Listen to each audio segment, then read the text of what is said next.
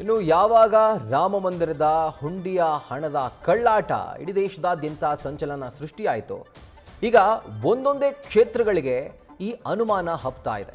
ಈಗ ಅಯೋಧ್ಯೆ ಬಳಿಕ ಬದ್ರಿನಾಥ್ನಲ್ಲೂ ಕೂಡ ಹುಂಡಿಗೆ ಕನ್ನ ಹಾಕಲಾಗಿದೆ ಅನ್ನುವಂಥ ಸಂಶಯವನ್ನ ವ್ಯಕ್ತಪಡಿಸಲಾಗಿದೆ.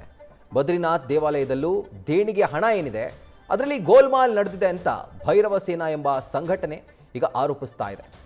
ಹಣ ಎಣಿಕೆ ಕೊಠಡಿಯಲ್ಲಿ ಅಕ್ರಮ ಅಂತ ಈ ರೀತಿಯಾದಂಥ ಒಂದು ಆರೋಪವನ್ನು ಮಾಡ್ತಾ ಇದರ ಕುರಿತಾಗಿ ಒಂದು ತನಿಖೆ ಆಗಬೇಕು ಅಂತ ಅವರು ಒತ್ತಾಯಿಸಿದ್ದಾರೆ.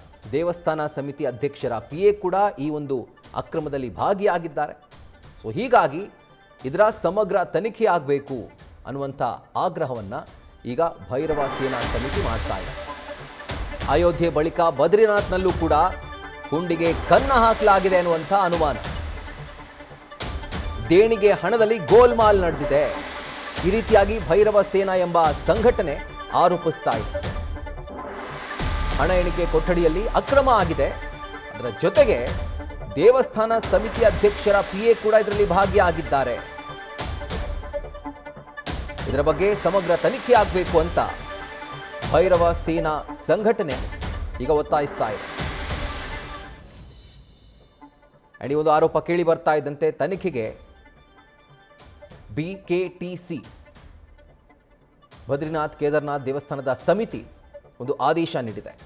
ಹಣ ಎಣಿಕೆ ಸಿಬ್ಬಂದಿಗೆ ನೋಟಿಸ್ ನೀಡಿ, ಜೊತೆಗೆ ಅಲ್ಲಿನ ಹಣ ಎಣಿಕೆಯ ಕೊಠಡಿ ಏನಿದೆ ಅದರ CCTV ದೃಶ್ಯಾವಳಿಗಳನ್ನು ಕೂಡ ಪರಿಶೀಲನೆ ಮಾಡಬೇಕು ಅಂತ ಈಗ ದೇವಸ್ಥಾನದ ಸಮಿತಿ ಆದೇಶ ನೀಡಿದೆ. ಸೊ ಆಗಿದೆಯಾ ಇಲ್ವಾ ಇದು ಕೂಡ ಕ್ವೆಶ್ಚನ್ ಮಾರ್ಕ್. ಆದರೆ ರಾಮ ಮಂದಿರದಲ್ಲಂತೂ ಹುಂಡಿಯ ಹಣ ದುರ್ಬಳಕೆ ಆಗಿದೆ ಅನ್ನೋದು ಕನ್ಫರ್ಮ್. SIT ತನಿಖೆಯಿಂದ ಅದು ಕನ್ಫರ್ಮ್ ಆಗಿದೆ.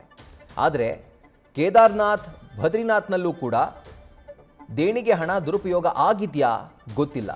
ಯಾವಾಗ ಈ ಒಂದು ಆರೋಪವನ್ನು ಭೈರವ ಸೇನಾ ಸಂಘಟನೆ ಮಾಡ್ತೋ ತತ್ಕ್ಷಣಕ್ಕೆ ಬದ್ರಿನಾಥ್ ಕೇದಾರ್ನಾಥ್ ದೇವಸ್ಥಾನದ ಸಮಿತಿ ತನಿಖೆಗೆ ಆದೇಶ ನೀಡಿದೆ.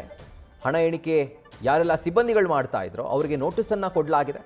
ಹಾಗೂ ಆ ಹಣ ಎಣಿಕೆ ಕೊಠಡಿಯ CCTV ದೃಶ್ಯಾವಳಿಗಳನ್ನು ಕೂಡ ಪರಿಶೀಲನೆಗೆ ಒಳಪಡಿಸಿದೆ. ಸೊ ಆಗಿದೆಯಾ ಇಲ್ವಾ ಇನ್ನು ಕೆಲವೇ ದಿನಗಳಲ್ಲಿ ಈ ಸಮಿತಿ ಒಂದು ವರದಿಯನ್ನು ಕೊಟ್ಟ ನಂತರ ಅದು ಕೂಡ ಬಯಲಿಗೆ ಬರುತ್ತೆ. ನ್ಯೂಸ್ ಫಸ್ಟ್ ನಿರ್ಭೀತಿಯಿಂದ ನಿಮ್ಮ ಪರವಾಗಿ.